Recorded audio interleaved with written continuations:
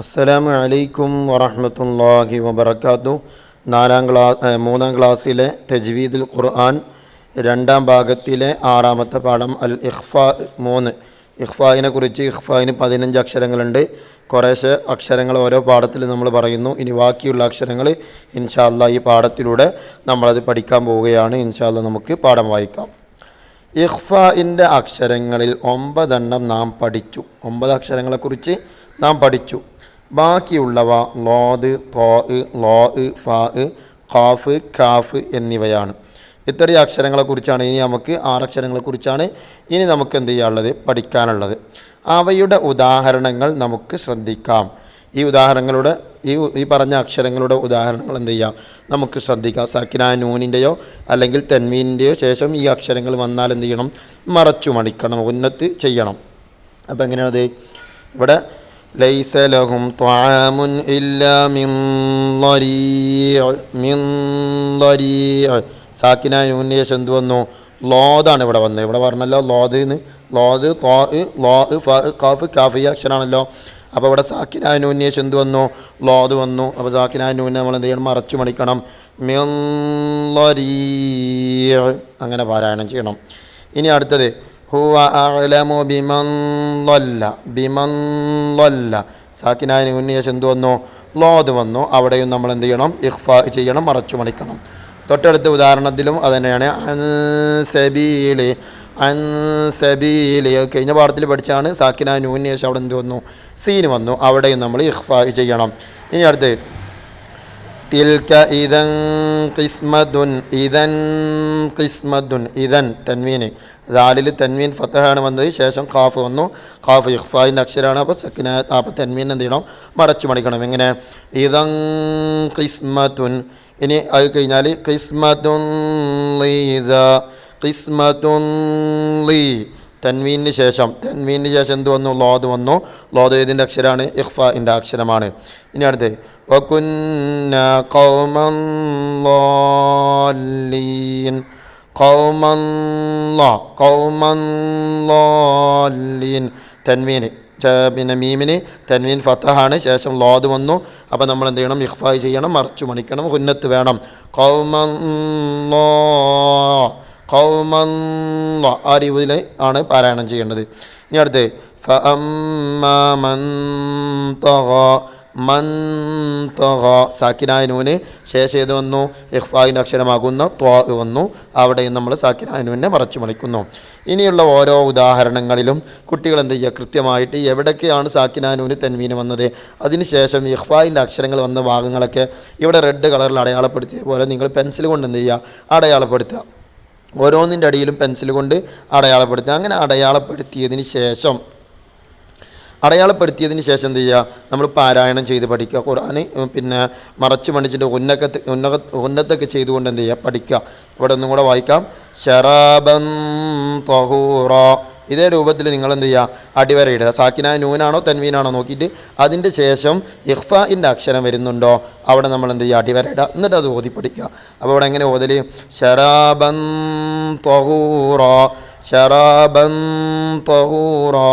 അങ്ങനെ ഓരോ ഉദാഹരണം, ഈ കാണുന്ന ഓരോ ഉദാഹരണങ്ങളിലും തൊട്ടടുത്ത് കാണുന്ന അടുത്ത ഉദാഹരണങ്ങളിലൊക്കെ എന്ത് ചെയ്യുക, സാക്കിനായ നൂനിൻ്റെയോ തൻവീൻ്റെയോ ശേഷം ഇഖ്ഫായിൻ്റെ അക്ഷരങ്ങൾ വന്നിട്ടുണ്ടോ അവിടെയൊക്കെ അടിവരയിടുക. എന്നിട്ട് അതെന്ത് ചെയ്യുക, കൃത്യമായിട്ട് ഓതി പഠിക്കുക. മടിച്ചുകൊണ്ട് എന്ത് ചെയ്യുക, ഓതി പഠിക്കുക. അങ്ങനെ തന്നെ പഠിച്ചാൽ ഇഷ്ടംപോലെ ഉദാഹരണങ്ങൾ ഇതിൽ കൊടുത്തിട്ടുണ്ട്. ഇത് ഒരുപാട് തവണ നമ്മൾ ഓതി പഠിച്ചാൽ തന്നെ ഇഖ്ഫാ എന്താണെന്നുള്ള, ഇഖ്ഫായിനെ എങ്ങനെയാണ് ഉച്ചരിക്കേണ്ടത്, മണിക്കേണ്ടത് എന്നൊക്കെ മനസ്സിലാകും. ഇൻഷാ അല്ലാഹ് അങ്ങനെ എന്ത് ചെയ്യുക, പഠിക്കുക. ഇനി നമുക്ക് ഇൻഷാ അല്ലാഹ് തദ്രീബാത്ത് നോക്കാം. ഒന്നാമത് നക്തുബുൽ അംസില, ഉദാഹരണങ്ങൾ എഴുതാനാണ്. ഇദ്ഹാരി നൂനി സാക്കിന, സാക്കിനായ നൂനിനെ ഇദ്ഹാർ ചെയ്തതിന് ഉദാഹരണമാണ്. അപ്പോൾ സാക്കിനായ നൂനിന് ശേഷം എന്ത് വരണോ? ഹംസ്, ഹാ, ഐന്, ഹാ, ഖൈന്, ഖാ ഉണ്ടല്ലോ, ഈ അക്ഷരങ്ങളുടെ 6 അക്ഷരങ്ങൾ അതിലേതെങ്കിലും ഒന്ന് വരണോ. ഇവിടെ എഴുതിയത് മിൻ അക്സൽ മദീനത്തി. മിൻ അക്സ, മിൻ സാക്കിനായ നൂന് ശേഷം എന്ത് വന്നു? ഹംസ വന്നു. ഹംസ ഇദ്ഹാറിൻ്റെ അക്ഷരമാണല്ലോ. അടുത്ത ഇഖ്ഫാ നൂന് സാക്കിന, സാക്കിനായ നൂനിന് ശേഷം ഇഖ്ഫായിൻ്റെ ഒരു അക്ഷരം വന്നതിന് ഉദാഹരണം. അപ്പോൾ നമ്മൾ ഏത് അൻസല. അൻസല കണ്ട സാക്കിനായ നൂന് കണ്ടില്ലേ, അതിന് തൊട്ടടുത്ത് വന്ന ഏതാ? സായാണ് വന്നത്. സായതിൻ്റെ അക്ഷരം ഇഖ്ഫായിൻ്റെ അക്ഷരമാണ്. ഇനി അടുത്ത് പറഞ്ഞത് ഇദ്ഗാമുൻ നൂന് സാക്കിനത്തി മഅൽ ഗുന്ന. ഇദ്ഗാം ബിഗുന്നൻ്റെ ഉദാഹരണം സാക്കിനായ നൂനിന് ശേഷം ഇദ്ഗാം ബിഗുന്നയുടെ അക്ഷരം വന്നതിന് ഉദാഹരണം ഇതാണുള്ളത്. അതെങ്ങനെ ഇതും ലൻ യഖ്ദിറ സാക്കിനായ നൂന് ശേഷം ഇത് വന്നു യാ ഇദ്ഗാം ബിഗുന്നൻ്റെ അക്ഷരമല്ലേ, നൂന് വാവ് യാ മീം ഈ 4 അക്ഷരമാണല്ലോ ഇദ്ഗാം ബിഗുന്നൻ്റെ അക്ഷരം. അപ്പോൾ അത് റെഡി. ഇനി അടുത്തത് എന്താ, ഇദ്ഗാം നൂന് സാക്കിനത്തി ബിലാ ഗുന്ന സാക്കിനായ നൂന് കൊണ്ട് ഇദ്ഗാം ബിലാ ഗുന്നക്കുള്ള ഉദാഹരണമാണ്. അപ്പോൾ എങ്ങനെ അല്ലം യറഹു അല്ലം ഇദ്ഗാം ബിലാ ഗുന്നൻ്റെ അക്ഷരങ്ങൾ ലാമ് റാ. അവിടെ സാക്കിനായ നൂന് കണ്ടില്ലേ, സാക്കിനായ നൂന് ശേഷം ഇത് വന്നു ലാമ് വന്നു. അപ്പോൾ അവിടെ ഉന്നത്ത് കൂടാതെ ഇദ്ഗാം ചെയ്യുക എന്നുള്ളതാണല്ലോ ഇദ്ഗാം ബിലാ ഗുന്നയിൽ. അപ്പോൾ എങ്ങനെ ഓതണം, അല്ലം യറഹു അല്ലം യറഹു. ഇനി അഞ്ചാമത്തെ ഇഖ്ലാബിൻ നൂൻ സാക്കിനായ നൂനിന് ശേഷം ഇഖ്ലാബ് ചെയ്തതിന് ഉദാഹരണം. ഇഖ്ലാബിൻ്റെ അക്ഷരം ബ ആണല്ലോ, നമുക്കറിയാം ബ ആണ്.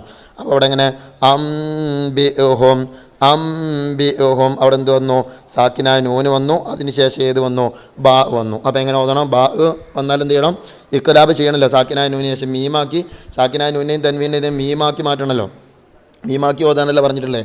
അപ്പോൾ എങ്ങനെ ഓതണം, അംബിഉഹും അംബിഉഹും. അപ്പോൾ ഈ രൂപത്തിലാണ് അവിടെ ഉദാഹരണങ്ങൾ നമ്മൾ കണ്ടെത്തേണ്ടത്. ഇനി അടുത്ത നക്തശിബ് അഹ്വാർ നൂന് സാക്കിനത്തി തൻവീന്. ഇവിടെ 2-3 ആയത്തുകൾ കൊടുത്തിട്ടുണ്ട്. അതിൽ സാക്കിനായ നൂൻ്റെയും തൻവീൻ്റെയും വിധികൾ ഏതെല്ലാം വന്നിട്ടുണ്ട് നോക്കുക എന്നുള്ളതാണ്. അപ്പോൾ നമുക്കൊന്ന് നോക്കാം. ഇൻ ത്വല്ലഖ കുന്ന ഇൻ ത്വ അവിടെ സാക്കിനായ നൂനിന് ശേഷം ത്വ വന്നു, ഇഖ്ഫ ആണ്, ത്വ ഇഖ്ഫാൻ്റെ അക്ഷരമാണ്. അടുത്ത അയ്യുബ്ദിലഹു അയ്യുബ്ദില സാക്കിനായ നൂനിന് ശേഷം എന്ത് വന്നു, യാ വന്നു. അപ്പോൾ അയ്യുബ്ദിലഹു എന്ന് ഓതണം. അടുത്ത അസ്വാജൻ ഖൈറ തൻവീന് ശേഷം എന്ത് വന്നു, ഖാ വന്നു. അപ്പോൾ തൻവീനെ വെളിവാക്കണം, ഇൽഹാറാണ്, ഖാ ഇൽഹാറിൻ്റെ അക്ഷരമാണ്. അപ്പോൾ അസ്വാജൻ ഖൈറ. ഇനി ഖൈറമ്മിൻ തൻവീന് ശേഷം മീം വന്നു, മീം ഇദ്ഗാം ബിഗുന്നയുടെ അക്ഷരമാണ്, ഗുന്നത്തോടു കൂടെ ഇദ്ഗാം ചെയ്യണം. എങ്ങനെ ഖൈറമ്മി. ഇനി അതിന് ശേഷം സാക്കിനായ നൂന് വരുന്നു, ശേഷം കാഫ് വരുന്നു. കാഫ് എന്തിൻ്റെ അക്ഷര, ഇഖ്ഫായിൻ്റെ അക്ഷരമാണ്. അപ്പോൾ അവിടെ മണിക്കണം, മറച്ച് മണിക്കണം. അതെങ്ങനെ ഖൈറം മിൻകുന്ന ആ രൂപത്തിൽ ഓതണം. അടുത്ത മുസ്ലിമാത്തിൻ തൻവീന് വന്നു, ശേഷം മീം വന്നു. മീം വന്നാൽ ഇദ്ഗാം ബിഗുന്നയാണ്, ഗുന്നത്ത് ചെയ്ത് ഓതണം. ഇദ്ഗാം ചെയ്ത് ഗുന്നത്തോടു കൂടി ഇദ്ഗാം ചെയ്ത് ഓതണം. മുസ്ലിമാത്തിൻ മുഅ്മിനാത്തിൻ ഖാനിതാത്തിൻ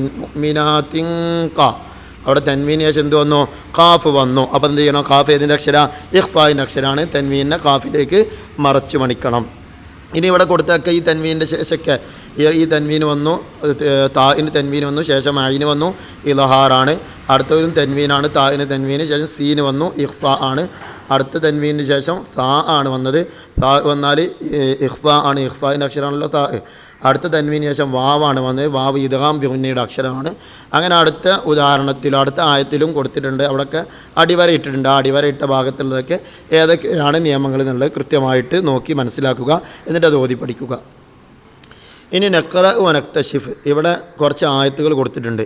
ഇതിലുള്ള വിഷയങ്ങൾ എന്തൊക്കെയാണെന്ന് നമ്മൾ എന്ത് ചെയ്യണം, താഴത്ത് എഴുതണം. താഴത്ത് കോളങ്ങൾ കൊടുത്തിട്ടുണ്ട്. ഇഖ്ഫായിന് ഉദാഹരണം എഴുതണം, ഇദ്ഗാം ബിഗുന്ന, ഇൽഹാർ, ഇദ്ഗാം ബിലാ ഗുന്ന, ഇഖ്ലാബ്, ഇതിനൊക്കെ ഓരോ ഉദാഹരണങ്ങൾ എന്ത് ചെയ്യണം, നമ്മളിപ്പോൾ കണ്ട ഈ ആയത്തിൽ നിന്ന് എന്ത് ചെയ്യുക, കണ്ടെത്തിയിട്ട് എഴുതുക എന്നുള്ളതാണ്. അപ്പോൾ നമുക്ക് നോക്കാം. അൻസൽന ഇഖ്ഫായിന്, അൻസല സാക്കിനായ നൂനിന് ശേഷം സായി വന്നു, ഇഖ്ഫ ആണ്.